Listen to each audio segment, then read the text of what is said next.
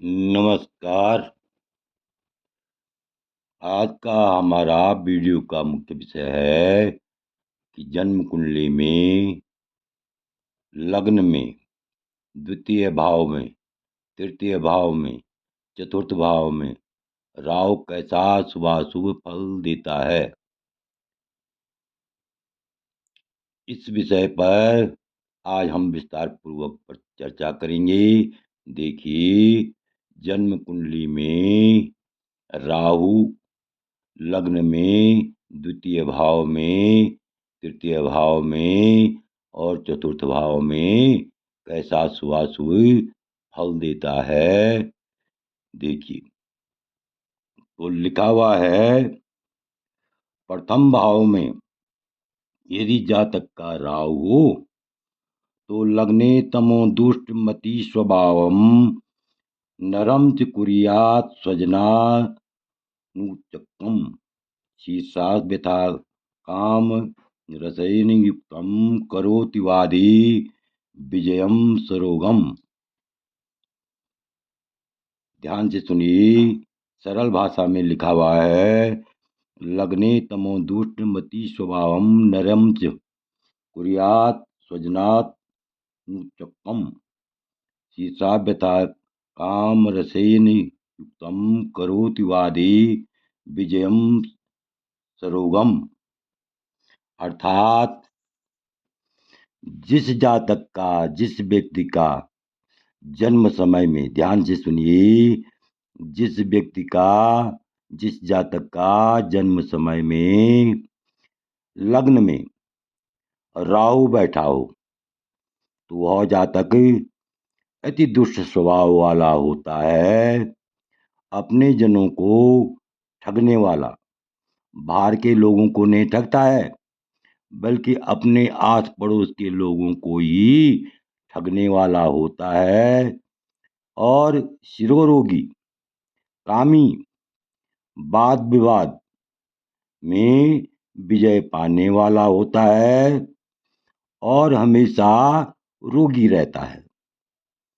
इस प्रकार से जन्म लग्न में यदि जन्म समय में यदि जन्म लग्न में राहु बैठा हुआ हो तो वह जातक अत्यंत कामी और झगड़ालू प्रवृत्ति का होता है।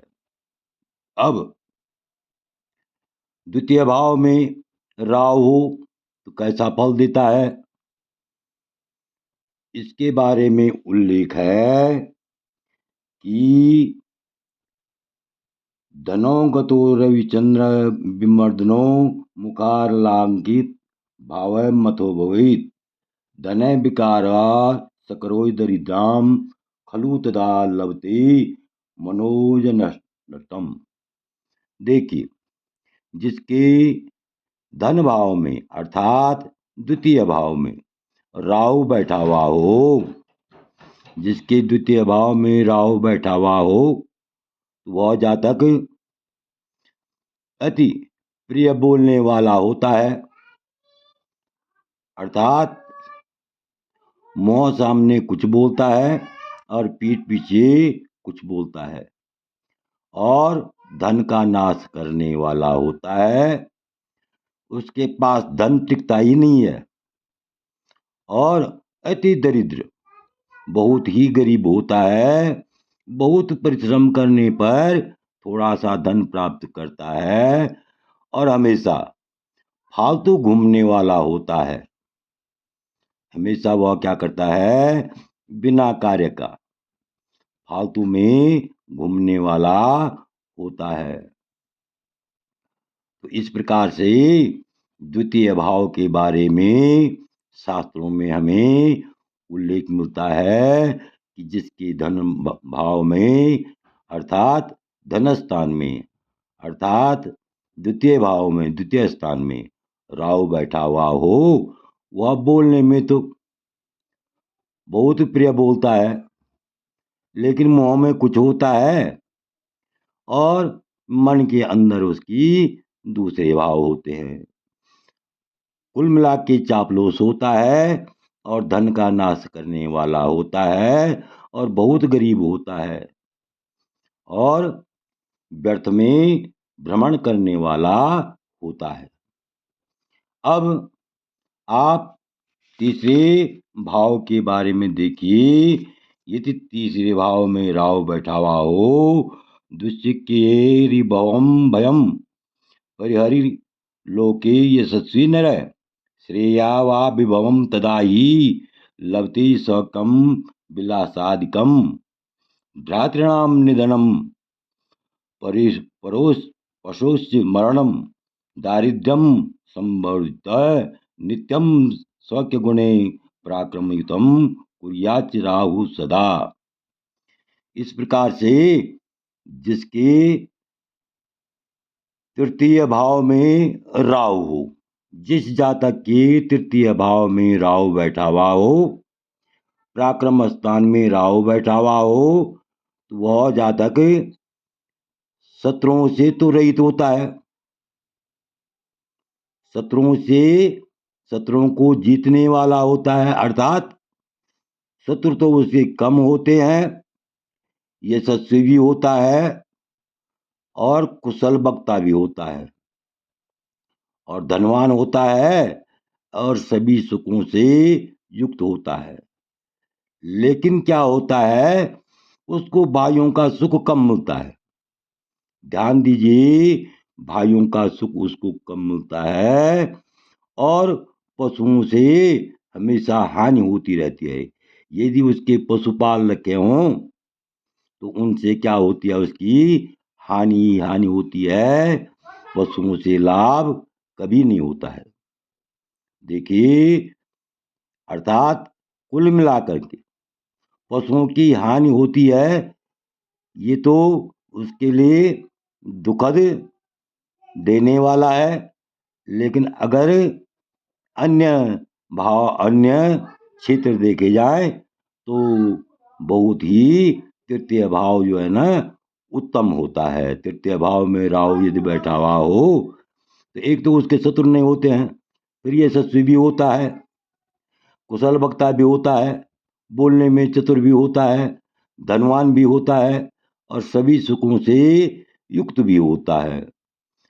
किंतु यानी भाइयों का सुख नहीं मिलता है और उसको पशुओं की हानि होती है। इस प्रकार से तृतीय भाव का राहु का फलादेश होता है। अब देखिए चतुर्थ भाव का फल देखिए। चतुर्थ भाव का किस प्रकार से शास्त्रों में उल्लेख मिलता है। सुख गति रवि चंद्र विमर्दने सुख विनाशताम मनोजो लभे स्वजनताम सुतमित्र सुखम नरो न लभते च सदा भ्रमणम नृणाम।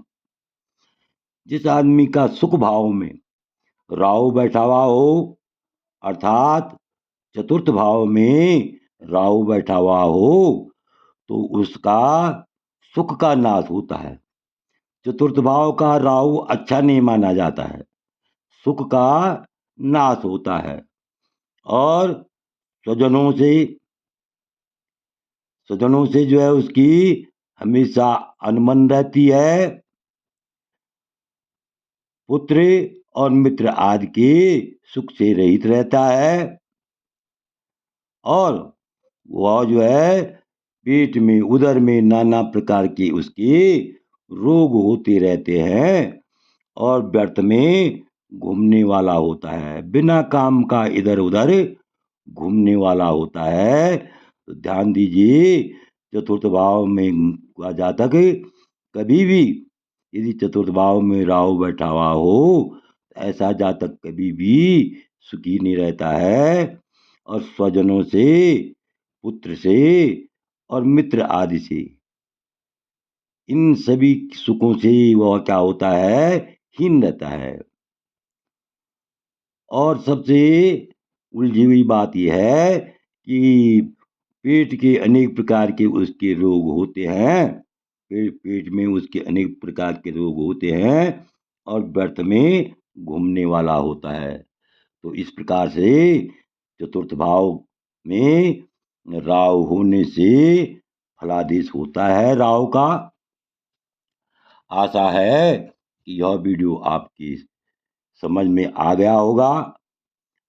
यदि आपको यह वीडियो अच्छा लगा हो तो मेरे चैनल को अवश्य शेयर करें, लाइक करें, सब्सक्राइब करें, ताकि वीडियो जो है तुरंत आपके पास सब्सक्राइब करने से प्राप्त हो जाए। तो वीडियो देखने के लिए बहुत बहुत ही धन्यवाद।